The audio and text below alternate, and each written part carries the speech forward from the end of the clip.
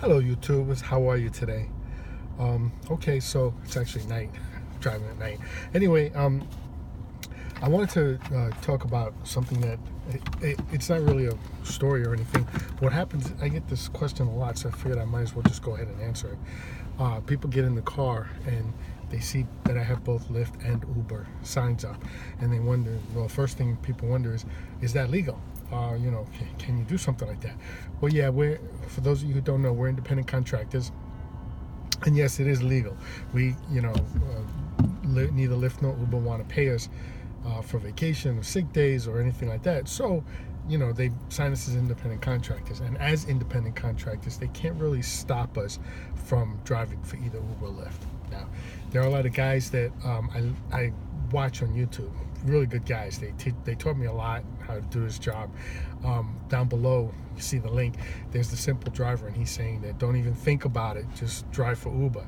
And then I have Uberman down there, and he's talking about what happens with people who drive for both Lyft and Uber, that they have a tendency to send you more requests because they want you driving for them. They don't want you driving for the enemy. So they send you more requests that way. Anyway, if I do it right, both of those links should be down below. Please also like, subscribe, and share if you do like this video. So that's the first question, is can you do both? Yeah, I can. And usually after that, people, they'll pause for a second and say, well, which one do you like better? Okay, so here's the deal. Lyft actually pays more. And it's not like they charge more. They actually, in most cases, charge less than Uber. What happens is you have powers. Lyft has like power zones. They're both essentially the same with just a few differences. Lyft will have like a power zone during a certain time, in which case in that power zone, as long as there's no surge with Uber, it'll be more expensive than an Uber. And of course, whenever there's a surge, Uber's more expensive.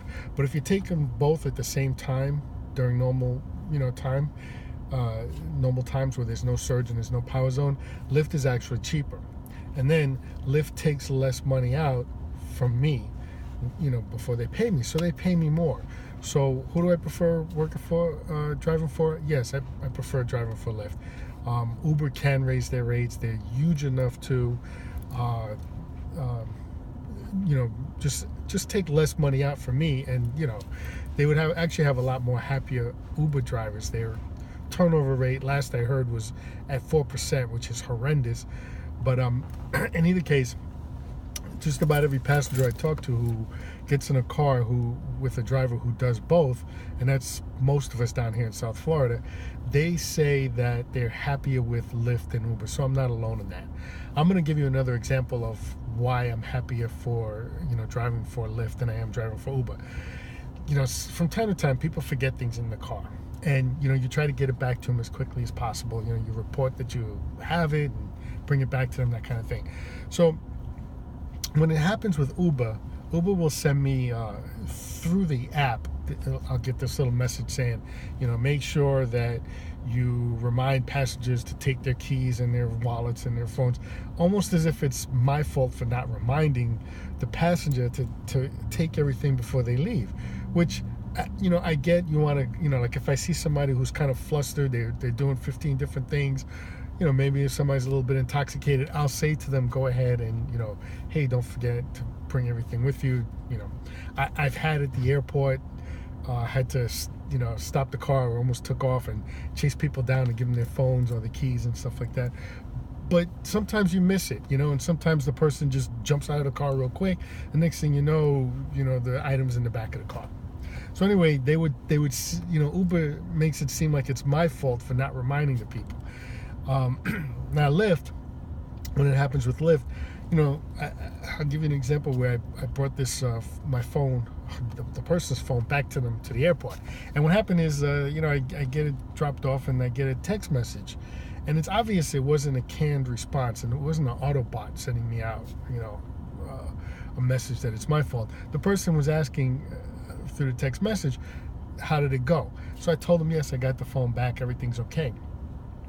And what they told me, what they said was, oh, Andrea said that you were very professional, you're very courteous, thank you for going back and taking care of that. Obviously, that's just somebody who's texting. It's not, some Autobot sending me a message. and then they go fist bump, at the end. So you feel better about working for Lyft than you do working for Uber, because you have the two. Of course, Uber last year, 2017, has run into a lot of problems. They're trying to solve it. I think they have a new CEO in place, and we have to see where it's going to go. I don't think it's going to go in too much of a different direction, but what happened is they're in the middle of a class action lawsuit right now. It's only in California, and at first the law firm was looking to see if they can spread it out across the country, but apparently they're having too much of a fight on their hands just in California.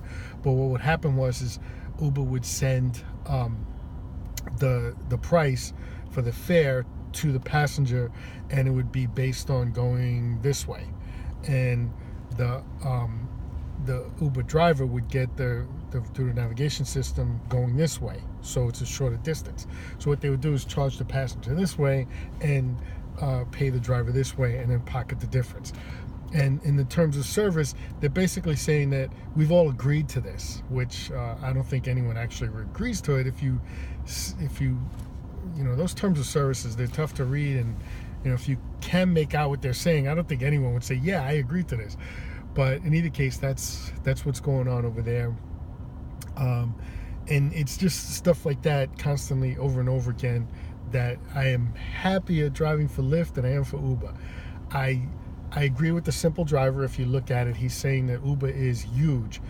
I have people in the back of the car, and they're saying, yes, I'm in an Uber now, when they're actually driving a Lyft.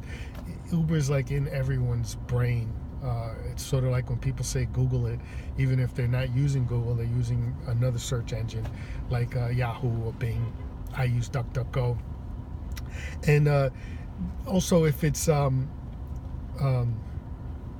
hand me a Kleenex. Well, no, I don't have a Kleenex. I've got a Scott tissue. Things like that. So anyway, Uber's in people's brains, and it's all over the place. Lyft apparently has 30% of the market, and which is good. I'm happy for that. But the thing is that Uber's just so much bigger, just like the simple driver said. Anyway, that's me. I do prefer driving for Lyft than I do driving for Uber. So this is your driver, Scott. Have a great day and a great night, and hopefully you'll like, subscribe, comment, and I'll talk to you later. Bye.